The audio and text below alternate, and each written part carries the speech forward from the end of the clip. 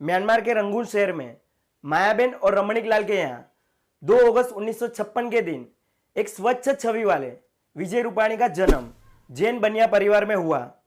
वो अपने 7 भाई बहनों में से सबसे छोटे बेटे हैं।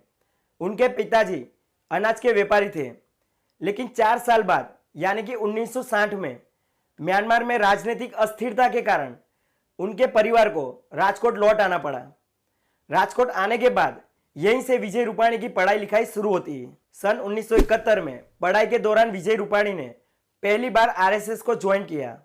साथ साथ अपने पिता द्वारा स्थापित एक व्यापारिक firm Rasik Lal and sons में भागीदारी तौर पर स्टॉक ब्रोकर का भी कामकाज किया करते थे। विजय रूपाणी को उन दौरान ट्रैवलिंग और रीडिंग का काफी शौक था। विजय रूपाणी ने आर्ट्स की पढ़ाई धर्मेंद्र सिंह जी कॉलेज से और लॉ की पढ़ाई सौराष्ट्र यूनिवर्सिटी से करके एलएलबी की डिग्री हासिल की थी। पढ़ाई के साथ साथ वो राजनीतिक में भी रुचि रखते थे।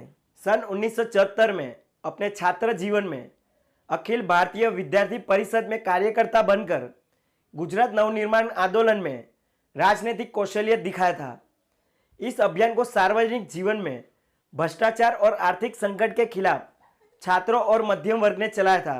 सन 1976 में इंदिरा सरकार द्वारा लगाए गए आपातकालीन में मात्र 20 साल की उम्र में विजय रूपाणी को 11 महीने तक भुज और भावनगर की जेल में रहना पड़ा।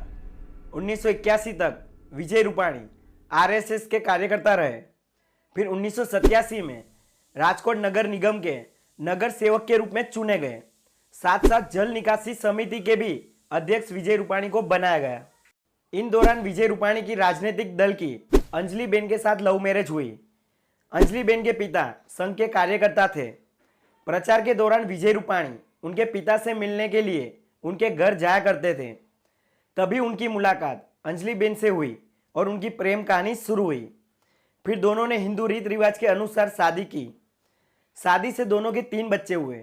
बड़ा बेटा सौरभ, बेटी राधिका और छोटा बेटा पूजित, जो कि 3 साल की उम्र में ही दुखद एक हादसे में छत से गिरने पर मौत हो गई थी। रूपाणी के परिवार ने उसकी याद में पूजित रूपाणी मेमोरियल ट्रस्ट भी खोला है, जो जन कल्याण क्षेत्र में सक्रिय है, जो गरीब बच्चों की मदद भी करता है। सन 1995 में फिर से विजय रूपाणी को राजकोट नगर निगम के लिए चुना गया। सन 1996 में राजकोट के मेयर के रूप में नागरिक सुविधाओं में सुधार के साथ शहर की जनता का समर्थन विजय रूपाणी ने जुटाया था।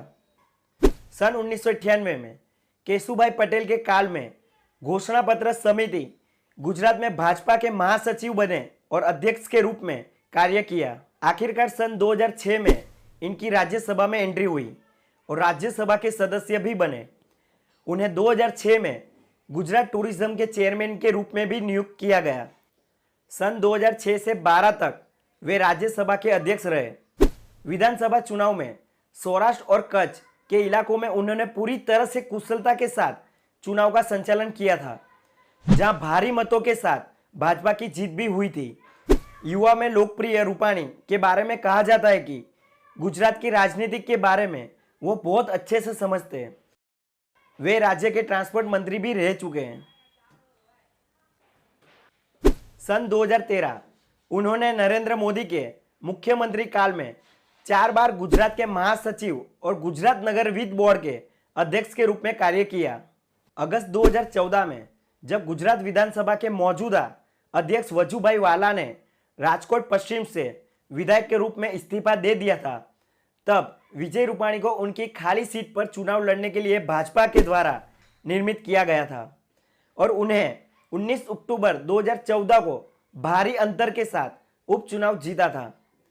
नवंबर 2014 में मुख्यमंत्री आनंदीबेन पटेल द्वारा पहले कैबिनेट विस्तार में उन्हें मंत्री के रूप में शामिल किया था और उन्हें वाहन परिवहन, जल आपूर्ति, श्रम और रोजगार मंत्रालय का कार्यभार भी अपने कंधों पर संभाला था। 19 फरवरी 2016 को विजय रूपाणी आरसी फाल्दू की जगह पर भाजपा के प्रदेश अध्यक्ष बने। 6 महीने बाद फिर उन्होंने आनंदीबेन पटेल की जगह ली और 7 अगस्त 2016 को गुजरात के मुख्यमंत्री के रूप में शपथ भी ली। 2017 के गुजरात विधानसभा चुनाव में उन्होंने भारतीय राष्ट्रीय कांग्रेस के उम्मीदवार इंद्रनील राजगुरु को हराकर अपने क्षेत्र को बरकरार रखा। आखिरकार सबको चौंका देने वाला 11 सितंबर 2021 का दिन, जब विजय रूपाणी ने गुजरात के मुख्यमंत्री पद से इस्तीफा दे दिया।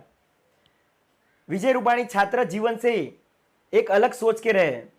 वो शांत प्रिय है, लड़ाई झगड़ा उन्हें पसंद नहीं, अपनी बातें खुलकर लोगों के सामने रखते हैं। विजय रूपाणी काफी खुले विचारधारा वाले व्यक्ति कहे जाते हैं। विजय रूपाणी को कुशल चुनाव के प्रबंधन के लिए भी जाना जाता है। साथ साथ वो युवाओं में भी काफी लोकप्रिय है। भले ही अच्छे कामों के लिए भाग्य ने उनका साथ ना दिया हो, लेकिन एक स्वच्छ मन वाले हमारे विजय रूपाणी जी कभी भी अपने कार्यकाल में कोई भी ऐसा काम ना किया हो जिससे खुद की और देश की छवि को नुकसान हो। आशा करता हूं कि हमारे अगले प्रधानमंत्री जी भी ऐसे ही स्वस्थ मन वाले हो, जिससे गुजरात एक नई ऊंचाई पर जा सके। मिलते हैं अगले वीडियो में। ऐसे एजुकेशनल वीडियो देखने के लिए हमारे इस यूट्यूब चैनल को सब्सक्राइब और लाइक जरूर करें। धन्यवाद।